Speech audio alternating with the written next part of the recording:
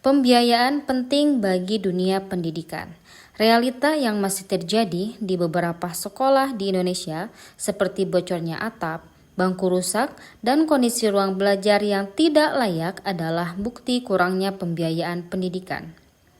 Dalam manajemen pembiayaan pendidikan, kita belajar bahwa betapa pentingnya perencanaan, pengalokasian, dan penggunaan dana secara tepat agar proses belajar mengajar tidak terganggu.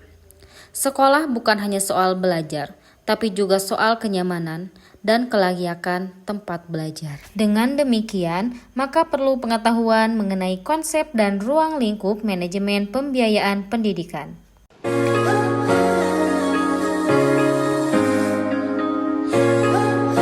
Assalamualaikum. Assalamualaikum warahmatullahi wabarakatuh. Waalaikumsalam warahmatullahi wabarakatuh.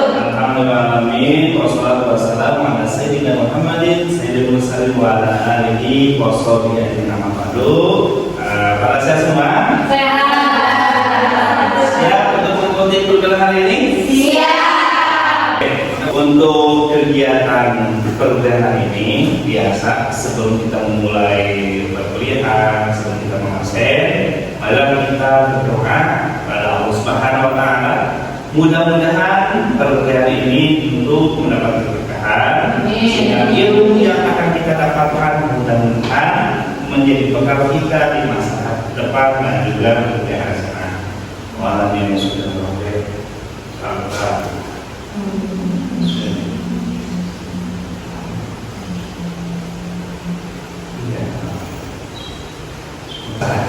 Oke, selanjutnya kita akan mengabsen terlebih dahulu ya, seperti biasa. Untuk Rina Halimah Sa'diyah hadir. Siap ya Rin? Ya, Siti Najwa Syifa hadir. Kemana aja Najwa? Siap. Semester 5 pertama ya. Siti Salwa Khairul Nisa hadir. Sehat Salwa? Alhamdulillah. Maisa Nur Yasmi hadir. Sehat? Maisa? Alhamdulillah sehat Pak. Selvi Nurlita hadir. Selvi, sehat Selvi? Gimana untuk semester 5 hari ini? Kita menuju semester 5 ya? Oke, pada sehat semua. Gina awal ya? Hadir. Sakin? Alhamdulillah. Dina? Hadir. Sehat Din? Ya. Setelah minggu kemarin kita kontak belajar bagaimana kita berbeda antara mahasiswa dan juga dosen yang kita telah sepakati yang dibawa oleh Pak Kasman ya. Yang mana tujuan pembelajaran manajemen pembiayaan pendidikan itu satu, bagaimana kita bisa memahami konsep dasar manajemen pembiayaan pendidikan. Bagaimana pembiayaan ini sangat penting bagi lembaga pendidikan agar apa? Agar lembaga pendidikan itu berjalan. Ketika kita membutuhkan board, kemudian kita akan memasuki yang namanya pengertian pembiayaan pendidikan. Dalam yang namanya filsafat ada 3 unsur. Satu yang namanya yang kedua yang ketiga. Nah, ini adalah ontologi. Bagaimana kita bisa mengetahui dan memahami apa yang dinamakan dengan pembiayaan pendidikan. Menurut dalam hukumnya bahwa pembiayaan pendidikan adalah proses pengelolaan dana dalam pendidikan yang mencakup perencanaan, pengumpulan, pengalokasian, dan penggunaan dana pendidikan untuk mencapai tujuan pendidikan secara efektif dan efisien. Pembiayaan pendidikan adalah seluruh proses perencanaan, pengalokasian, penggunaan, dan pengawasan dana dalam penyelenggaraan pendidikan. Nah, maka kita adanya biaya yang secara langsung ataupun tidak langsung, yang secara dirasakan ataupun tidak dirasakan ketika itu memerlukan biaya untuk kepentingan pendidikan, maka itulah yang disebut dengan pembiayaan pendidikan. Ada beberapa yang namanya definisi itu berbagai macam banyak. Di antaranya menurut Departemen Pendidikan Nasional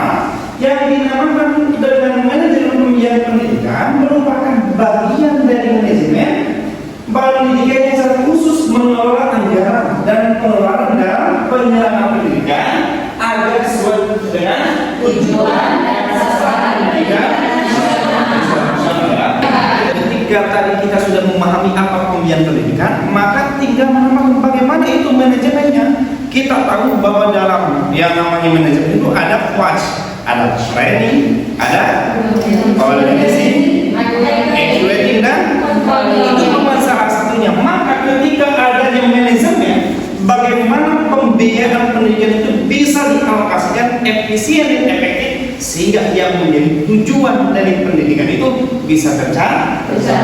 Maka yang dinamakan dengan manajemen pembiayaan pendidikan itu suatu proses sistematis dalam mengelola keuangan pendidikan, termasuk perencanaan, pengorganisasian, pelaksanaan pengendalian terhadap dana yang digunakan untuk kepentingan pendidikan. Ketika kita sudah membahas tentang manajemen pendidikan, maka kita masuk ke dalam lingkup manajemen pendidikan. Tadi sudah ya, di awal tujuannya adalah supaya kita bisa memahami dan juga mengetahui tentang ruang lingkupnya.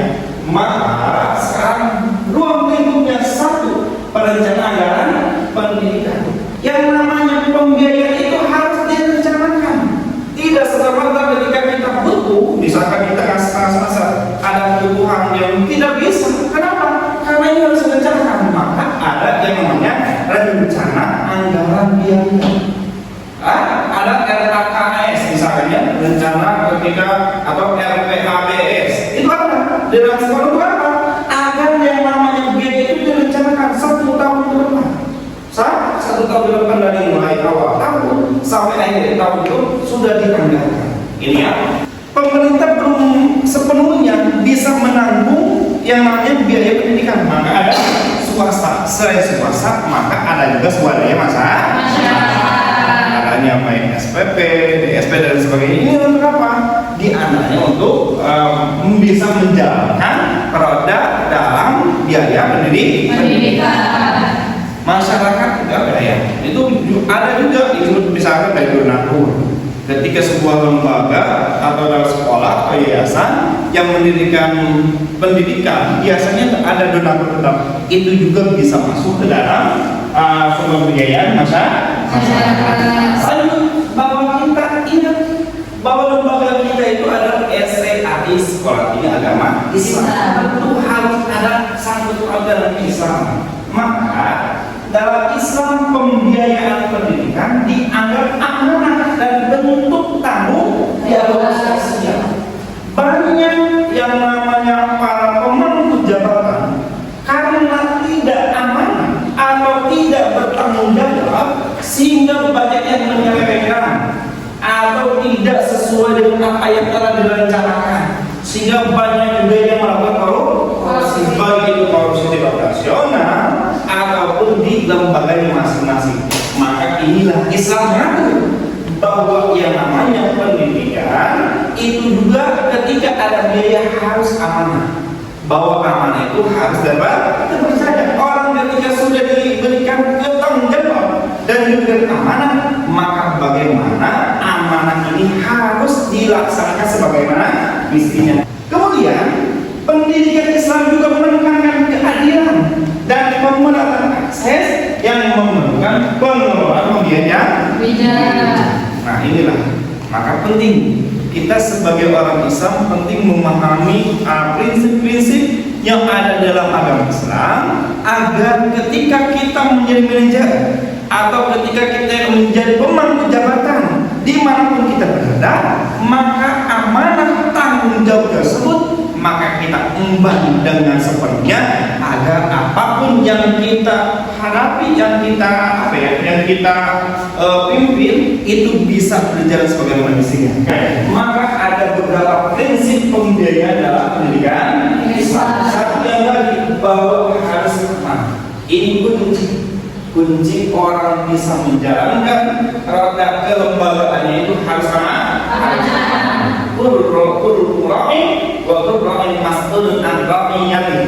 Bahwa kita adalah pemimpin yang punya amanah, maka ketika kita punya jabatan, kita punya tanggung jawab, maka ini akan ada pertanggungjawaban. Ini amanah. Dua, harus ada transparansi. Ini harus ada keterbukaan. Jangan sampai karena agak cukup kita saja dengan Allah gitu ya. Mau diberikan apa saja ini bebas. Nah, maka harus ada transparansi. Biasanya ini diberikan apa saja ada di dalam papan-papan rumah. Kebutuhan apa saja nih? Atau biasanya karena orang-orang itu tidak transparan, tidak punya keterbukaan, maka ketika ada yang meneliti, ketika ada yang belajar tentang dapur pembiayaan, biasanya suka disembunyikan. Nah, jangan sampai orang yang berkeringat, orang yang bersemangat untuk memajukan pendidikan ternyata disamakan orang yang hanya datang saja tanpa ada keringat yang lebih, gitu ya. Maka harus ada keadaan khusus. Dan juga bagaimana orientasi ini untuk kemajuan umat. Jangan sampai untuk kemajuan hanya keluarga pribadi, gitu ya. Maka inilah yang namanya prinsip dalam Islam untuk mengatur pembiayaan. Oke, teman-teman, karena kita sudah belajar ya tentang manajemen konsep dasar, maka hari ini silakan kita akan ada kuis bagaimana kalian memahami tentang materi yang tadi telah disampaikan. Silakan. Mulai ya, 1, 2, 3. Siapa?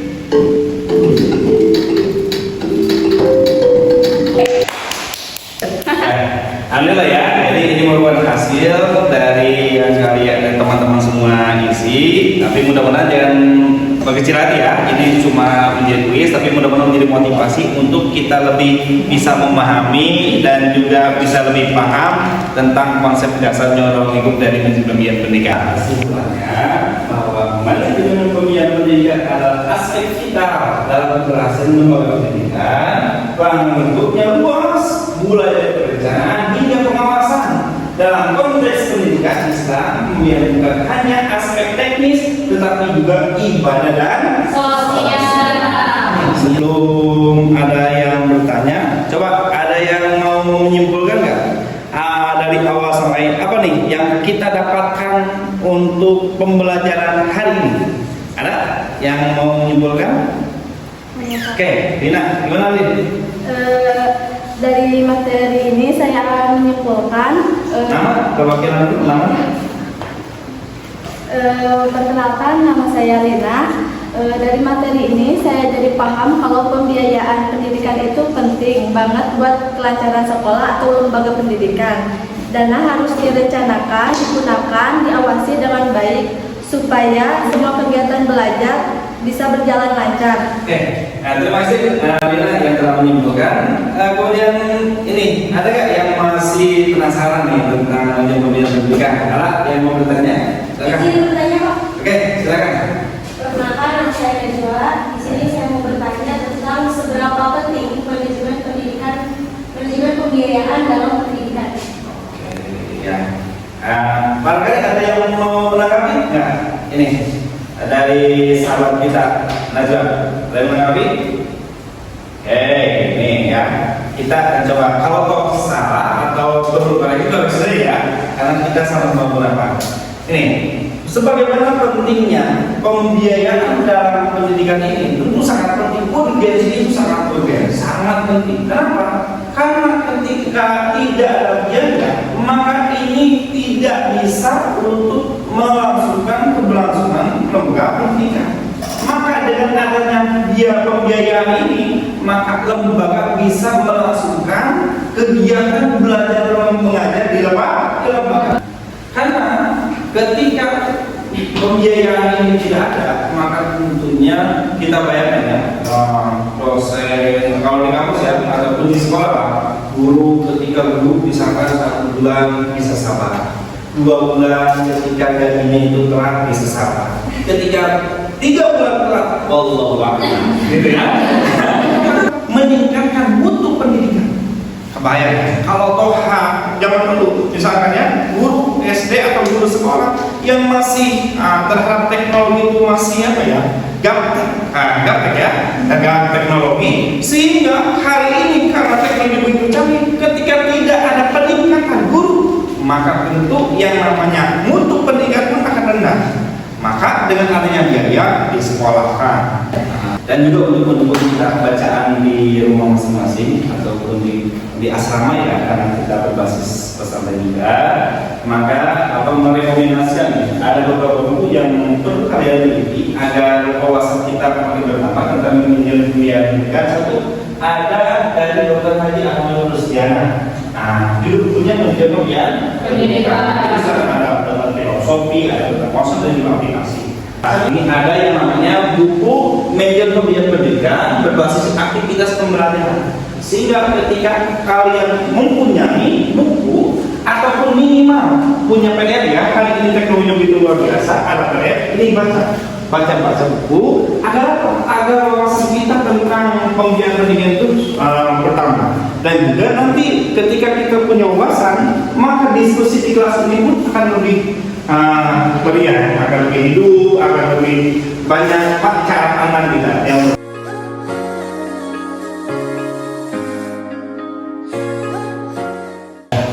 Alhamdulillahirrahmanirrahim. Mata kuliah Manajemen Pendidikan untuk hari ini, minggu ini telah selesai. Mudah-mudahan transfer pengetahuan dan juga diskusi hari ini mudah-mudahan bermanfaat bagi kita. Dan tentunya mudah-mudahan minggu depan ya dipersiapkan untuk materi yang selanjutnya yang sudah di-share, yang sudah dibagikan silabusnya, silahkan baca-baca. Mudah-mudahan minggu depan kita bisa bertemu kembali dalam keadaan sehat walafiat. Amin. Terima kasih atas perhatiannya. Wassalamualaikum warahmatullahi wabarakatuh.